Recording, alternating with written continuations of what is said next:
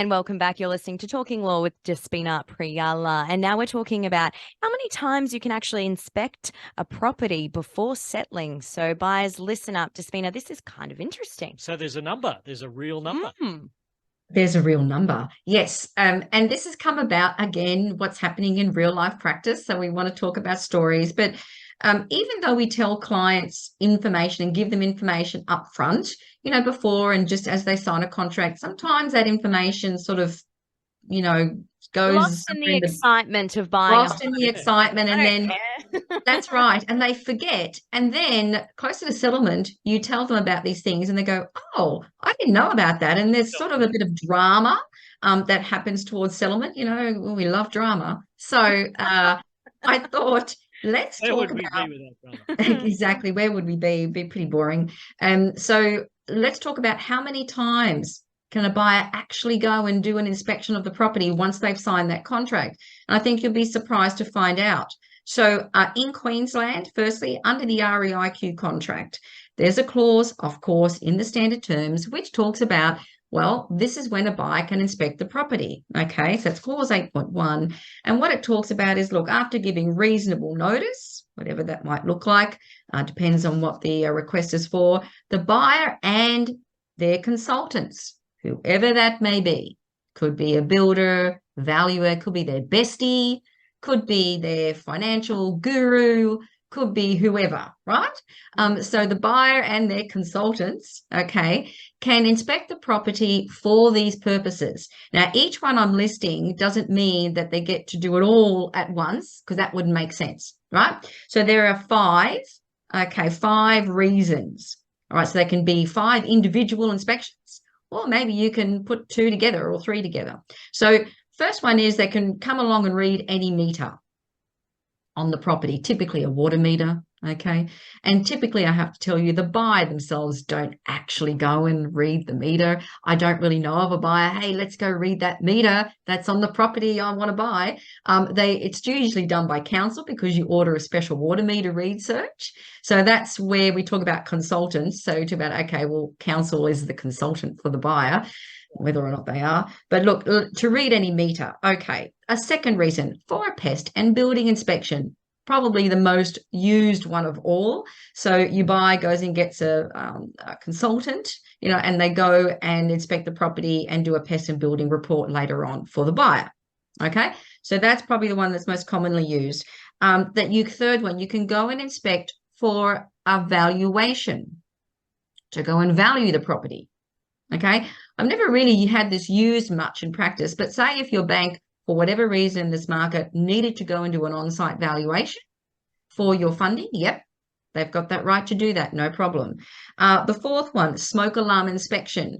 So this has been a bit of a controversial one in the last, or since January 22, where they added this right to inspect specifically to see if the smoke alarms are compliant, because we had a change in laws in Queensland.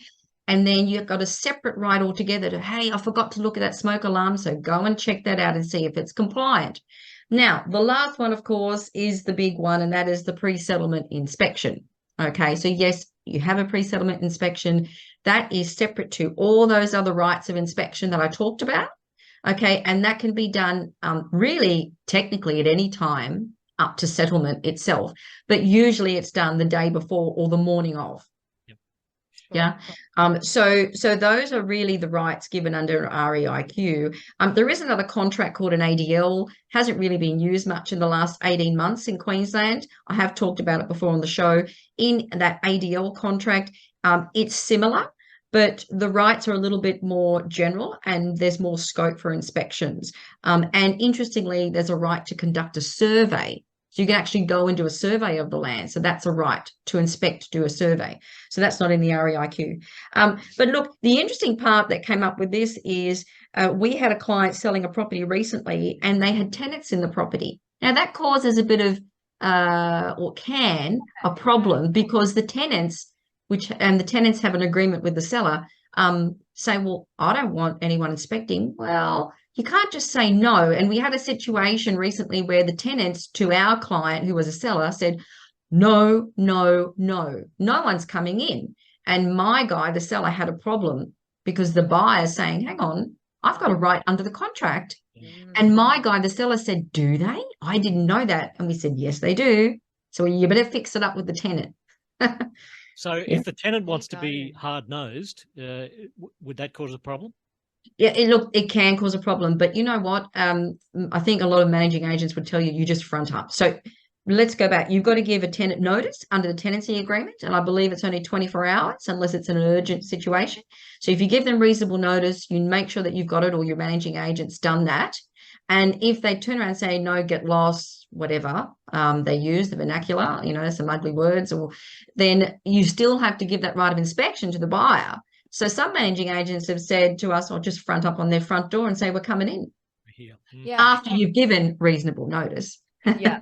And just quickly, Despina, what if they wanted to inspect more than that magic number 5? You can't. You can't. It's a matter of getting the seller to agree to that, to actually agree. You can't just go and say, hey, I just want to inspect because it's a sunny day and, I want to check out that wall again, or that garage, or the backyard, or the temperature of the pool. Yeah. Exactly. No. So it has to be for one of those reasons.